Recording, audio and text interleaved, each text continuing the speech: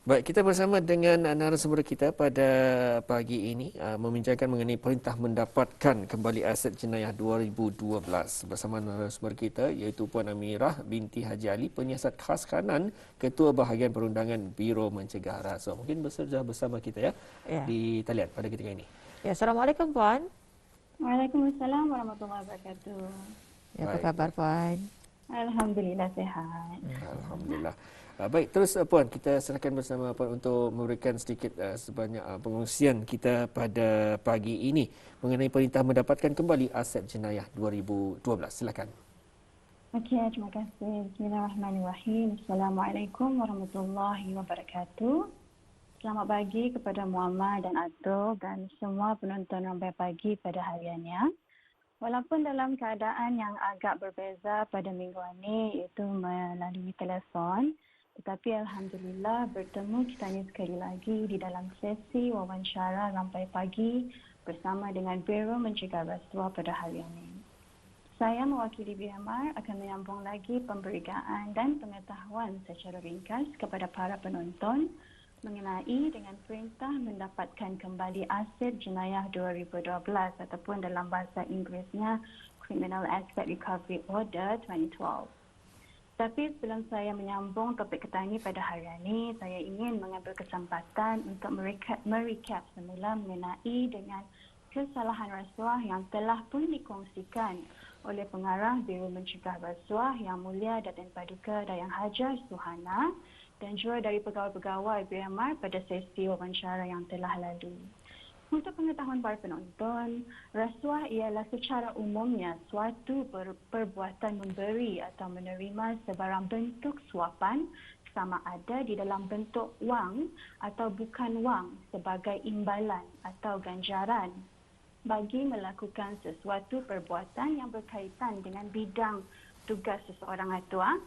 So, antara kesalahan lain di bawah Akta Pencegahan Rasuah Penggal 131 yang merangkumi kesalahan di bawah bab 6C iaitu mengemukakan tuntutan palsu, false claim, memiliki harta yang tidak terjelas di bawah bab 12 iaitu possession of unexplained property dan juga salah laku dalam perkhidmatan awam dan penjawat awam di bawah bab 12A dan juga bab 12B.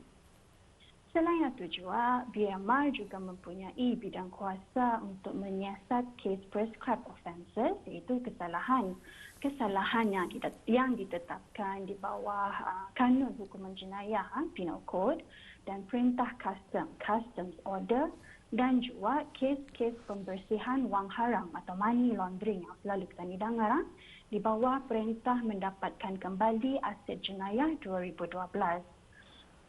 Perintah mendapatkan kembali aset jenayah ini seperti yang telah saya kongsikan pada sesi yang lalu ialah satu perintah yang telah pun berkuat kuasa pada 16 Jun 2012.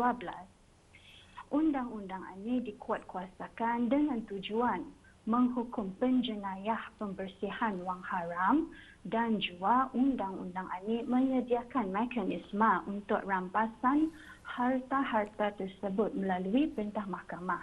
Dan dengan adanya perintah ini juga, BMR mempunyai kuasa untuk menyiasat kesalahan pembersihan wang haram serentak dengan siasatan untuk kesalahan di bawah Akta Pencegahan Rasuah. Ya.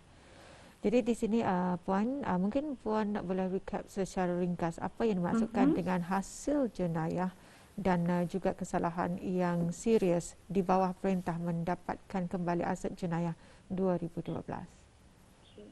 Di bawah bab 2/1 perintah mendapatkan kembali aset jenayah 2012 ada memberi definisi proceeds of crime ataupun hasil jenayah ini iaitu harta atau faedah yang diperoleh didapati secara langsung atau tidak langsung dari kesalahan yang serius. Harta atau faedah yang diperoleh dari perlupusan yang berkaitan dengan hasil kesalahan yang serius dan ia merangkumi harta yang diperoleh secara langsung dari awal-awal dan kemudian ditukarkan, diubah dibersihkan ataupun ia digabungkan secara berturut-turut dengan apa saja harta benda yang dilakukan dalam kesalahan yang serius ini. Kalau for serious offence ataupun kesalahan serius ini ada dibagi pengertian di bawah bab yang sama juga iaitu bab 2/1 Perintah Mendapatkan Kembali Aset Jenayah 2012 yang mana serious offence ini ataupun kesalahan serius ini adalah kesalahan-kesalahan yang ada di bawah Undang-Undang Ketani Brunei Darussalam yang membawa hukuman maksimumnya, penaltinya mati ataupun penjara selama tempoh tidak kurang dari 6 bulan, denda tidak kurang dari RM1,000. Yang kedua, kesalahan-kesalahan yang ada di bawah undang-undang negeri lain ataupun di luar yang ada berkaitan dengan tindakan si penjenayah ini ataupun peninggalan yang berlaku di Brunei Darussalam yang membawa hukuman maksimumnya 6 bulan penjara atau hukuman yang lebih berat ini. Sebagai misalan, serious offence ataupun kesalahan serius ini macam kesalahan rasuah, pecah amanah, mengedar atau mengimput dadah, possession of unexplained wealth ataupun pemerdagangan manusia dan sebagainya. Okey, mungkin Puan boleh recap secara ringkas apakah yang dimaksudkan dengan pembersihan wang haram dan apakah antara hukuman bagi pembersihan wang haram ini? Okey, pembersihan wang haram ataupun yang selalu kita dengar is money laundering. So, pembersihan wang haram ini ialah apabila seseorang itu melakukan pembersihan wang haram dengan melibatkan dirinya di dalam transaksi yang melibatkan wang yang dipercayai diperoleh dari hasil aktiviti jenayah. Jadi duit haram ini dari hasil jenayah ini dibersihkannya dan ia memberikan gambaran yang baru yang mana kononnya duitnya ini sah ataupun legal. So, sesiapa sahaja yang melakukan jenayah di bawah bab 3/1 Perintah Mendapatkan Kembali Aset Jenayah iaitu kesalahan pembersihan wang haram ini secara langsung atau tidak langsung dari pelakunya aktiviti yang menyalahi undang-undang atau gagal mengambil reasonable steps ataupun langkah-langkah yang munasabah untuk menentukan sama ada harta itu adalah hasil jenayah, ia boleh disabitkan dengan denda tidak melebihi RM500, pemenjaraan dan juga kalau dalam kes pertubuhan perbadanan denda tidak melebihi RM1 juta. Baik, Puan mungkin dapat mengongsikan mungkin ada kes tadi ataupun kes-kes yang mana melibatkan dengan pembersihan wang haram ini juga kesalahan-kesalahan yang lain di bawah Akta Kanun Jenayah. Bagaimana Puan? Okey. So, ada 3 kes tadi yang akan saya kongsikan bersama penonton hariannya. 2 kes ini adalah di bawah kesalahan Perintah Mendapatkan Kembali Aset Jenayah dan Kanun Hukuman Jenayah dan juga 1 kes di bawah kesalahan Akta Pencegahan Rasuah dan juga Perintah Mendapatkan Kembali Aset Jenayah 2012. Okey. Kes yang pertama ini yang melibatkan seorang wanita warga negara Filipin yang bekerja dengan sebuah syarikat elektrikal. So, defendant ini ia melakukan satu kesalahan pecah amanah di bawah bab 408 Kanun Hukuman Jenayah dan 10 kesalahan di bawah bab 3/1/B Perintah Mendapatkan Kembali Aset Jenayah 2012. So, ringkasan kejadiannya ataupun fakta kejadiannya ialah defendant ini bekerja dengan syarikat elektrik selama 8 tahun dan ia dibagi tanggungjawab ke atas duit hasil jualan harian dengan memasukkan hasil jualan ini ke dalam akaun syarikat tersebut. So, dalam between Disember 2018 hingga Januari 2019. So, dalam defendant ini ada menerima duit sebanyak RM60,000, 390 lah. Akan tetapi defendant ini indah memasukkan duit tersebut ke dalam akaun syarikat. Tindakan defendant itu terbongkar apabila pemilik syarikat itu ada membuat audit dan mendapati hasil jualan yang berjumlah RM60,390 ini indah dimasukkannya ataupun indah didepositkannya ke dalam bank sejak Disember 2018. Jadi perkara ini dilaporkan kepada pihak polis dan hasil kesiasatan mendapati defendant ini mengaku yang ia telah melakukan pecah amanah dan mengambil hasil wang jualan syarikat yang berjumlah RM60,000 lebihnya. So defendant ini juga mengaku yang ia ada menghantar hasil jualan syarikat yang diambilnya atau pendirimitnya duit itu kepada keluarganya di Filipina. So defendant ini dijatuhkan hukuman di Mahkamah Perantaraan dengan hukuman 5 tahun dan 4 bulan pemenjaraan bagi kesalahan pecah amanah di bawah bab 408 Kanun Hukuman Jenayah dan juga pembersihan wang haram di bawah bab 3-1-B Perintah Mendapatkan Kembali Aset Jenayah 2012. Kes yang kedua, ia melibatkan seorang defendant yang bekerja sebagai pengurus stesen di stesen minyak yang melakukan satu kesalahan di bawah Kanun Hukuman Jenayah dan juga 10 kesalahan di bawah Perintah Mendapatkan Kembali Aset Jenayah. Tugas defendant ini ialah sebagai pengurus stesen dan diamanahkan untuk mengira hasil wang jualan yang disimpan. Kemudian untuk disimpan ke dalam safe deposit ataupun kotak deposit untuk diserahkan wang itu kepada pihak pengurusan. So, audit dalaman telah pun dilakukan dan hasil dari audit mendapati sama juga ada kekurangan hasil jualan yang tidak selari dengan statement yang dikemukakan. Satu laporan polis telah pun dibuat dan siasatan lanjut.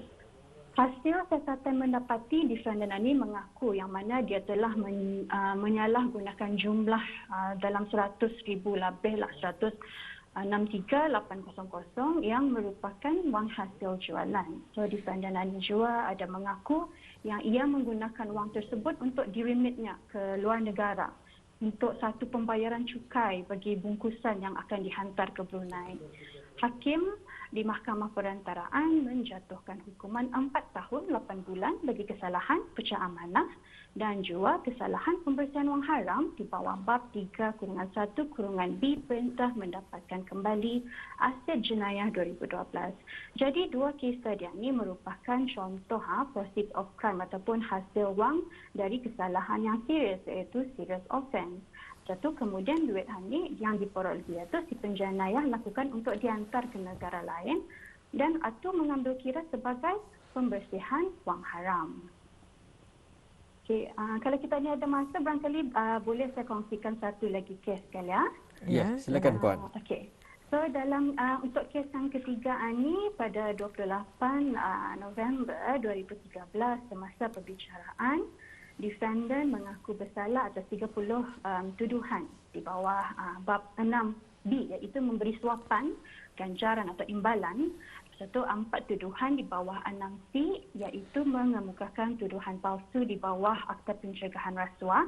2 tuduhan bagi kesalahan pemalsuan akaun di bawah Kanun Hukuman Jenayah dan juga 4 kesalahan tipu dan tidak jujur di bawah akta yang sama iaitu Kanun Hukuman Jenayah. So defendant ini menggunakan hasil duit dari jenayah yang dilakukannya kemudian meneruskan dengan pengubahan wang haram dengan memindahkan dan mendepositkan ke dalam beberapa akaun bank di negara Brunei Darussalam dan juga Singapura untuk menyembunyikan hasil jenayahnya. Mahkamah Tinggi menjatuhkan hukuman 6 tahun dan 4 bulan pemenjaraan. Masa menjatuhkan hukuman, Hakim Mahkamah Tinggi ini ada membuat perintah di bawah bab 75 Benefit Recovery Order, perintah mendapatkan kembali aset jenayah 2012 untuk defendant ini membayar jumlah wang to the state yang disita sebanyak dalam RM200,000 lah dan juga US dollar $326,000. dan jika defendant itu gagal untuk membayar jumlah wang tersebut to the state, akan dijatuhkan hukuman tambahan pemenjaraan selama 5 tahun. Okey. So, penjenayahan ini secara ringkasnya akan selalunya membersihkan wang itu melalui pelbagai cara. Misalnya duit itu dimasukkannya ke dalam akaun sendiri dan juga dicampurnya dengan duit ataupun dihantarnya di keluar negeri ataupun duit itu digunakan untuk membeli aset seperti rumah apa.